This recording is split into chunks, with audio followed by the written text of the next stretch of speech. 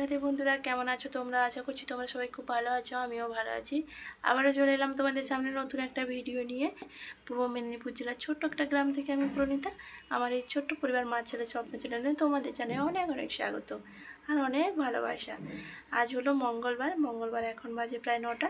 তো এখন থেকে তোমাদের সাথে নিয়ে ভিডিওটা শুরু করলাম। আশা করছি ভিডিওটা তোমাদের ভালো লাগবে। যদি ভালো লেগে থাকে একটা লাইক করে দিও আর কমেন্টে জানিও ভিডিওটা কেমন হয়েছে। তো আজকে ভিডিওটা শুরু করলাম এই যে পুজো দেওয়ার পর থেকে। তো পুজো আমার দেওয়া হয়ে গেছে। আজকে একটু অনেকটাই দেরি হয়ে গেছে, আজকে একটু উঠেছি একটু দেরি করে, সেই জন্য একটু দেরি হয়ে গেছে। তো এই যে আমার পুজো দেওয়া হয়ে গেছে। ওদিকে মহারানী বসে আছে। মহারানী বলতে আমার মেয়ে বসে বসে পড়ছে। ছেলে তো টিউশন গেছে, এখনও আসেনি। তো চলো পরে আসছি আবার তো তোমাদের সামনে। আর দেখো সকাল সকাল স্নান করে এসেছি, আবার যেন স্নান হয়ে গেছে ঘামে। তো চলো পরে আসছি আবার। তো বন্ধুরা, ফিরে এলাম অনেকটা সময় পরে। এদিকে রান্নাবান্না আমার হয়ে গেছে, তারপরে তোমাদের সামনে এলাম। কারণ কি ওই যে ফোন দেখছিল আমার ছেলে মেয়ে, তো ওরা বাড়ি থাকলে তো এই হয়। আর আমার তো একটাই ফোন, আর টিভি তো নেই, সেই জন্য বাচ্চাদেরও একটু দেখাতে হয়, ফোনটা দিতে হয় ওর দেখার জন্য। তো সেই জন্য আমি রান্নাবান্না করে নিয়েছিলাম। আর রান্না তোমাদের সঙ্গে কী আর শেয়ার করবো, আমি তো কোনো রান্নার ভিডিও করি না, তবে মাঝে মাঝে তোমাদের সঙ্গে শেয়ার করি। তো যাই হোক, রান্না আমার হয়ে গেছে। এদিকে বাসনগুলো রান্নার পরে যেগুলো ধোয়ার লাগে সেগুলো ধুয়ে নিলাম। ওই যে বাসন আর কড়া আর হচ্ছে তোমার ওই গ্যাসের যে এইগুলো সব ধুয়ে নিলাম। ওগুলো তো রান্নার পরে প্রত্যেক দিনই ধুই। তো তোমাদের সঙ্গে মাঝে মাঝে শেয়ার করা হয়, মাঝে মাঝে শেয়ার করা হয় না। তো তাই জন্য ভাবলাম কি আজকে একটু শেয়ার করি তোমাদের সঙ্গে। তো যাই হোক, এদিকে ধোয়া হয়ে গেল, আর আমি নিজেও একটু মুখটাও ধুয়ে নিলাম। আর এদিকে শসাটা আগেই কেটে নিয়েছিলাম, শসা কেটে রেখে তারপরে ওই বাসনগুলো ধুচ্ছিলাম। আর এদিকে এখন এই শসার মধ্যে লেবু দিয়ে লবণ দিয়ে মাখিয়ে নেব। আর লঙ্কাটা আছে, কিন্তু লঙ্কাটা এখন মাখাবো না, মেয়ের জন্য তুলে রাখতে হবে। ও তো আবার লঙ্কা ছাড়াই খায়, ঝাল খেতে পারে না, তাই জন্য। আর আমাদের বাড়ি না লেবুটা আলাদা করে খায় না, মানে একসঙ্গে ওই শসার সঙ্গে মাখিয়ে দিতে হবে তবে খাবে। এই রকমই স্যালাড খাওয়া হয় আমাদের। তো যাই হোক, এদিকে মেয়ের জন্য বাটিতে করে তুলে নিয়ে এই যে স্যালাড আমার মাখানো হয়ে গেল। আর এদিকে রান্না করেছি সয়াবিন আলুর তরকারি, আর করেছি ভেন্ডি আলু চচ্চড়ি। তো এই দুটোই রান্না হয়েছে, তিনজনে খাবো, আর অত বেশি রান্না করে কী হবে। আর এইদিকে নামিয়ে নিলাম সব কিছু দুপুরে খাওয়া দাওয়া করার জন্য। তো যাই হোক, তারপরে ফিরে এলাম পরের দিন। আর এত গরম পড়েছিল, আর জানো তো কাল বিকেল থেকে বেশ বৃষ্টি ধরেছে।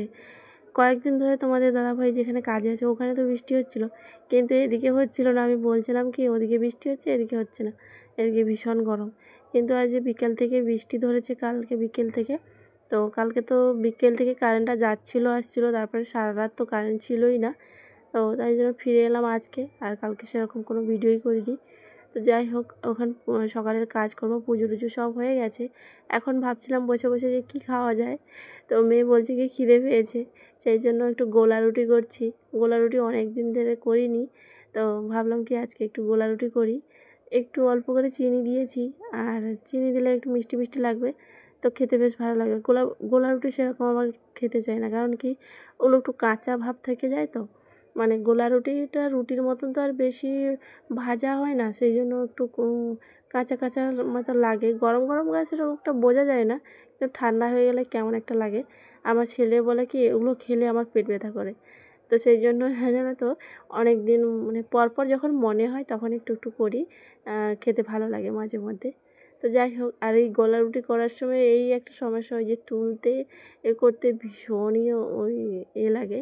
তবে এই তাওয়াটার মধ্যে দেখলাম বেশ তাড়াতাড়ি হয়ে গেল, কিন্তু কড়াইতে অতটাও তাড়াতাড়ি ওঠে না, ওই প্রচণ্ড মানে চিপটে বসে যায়।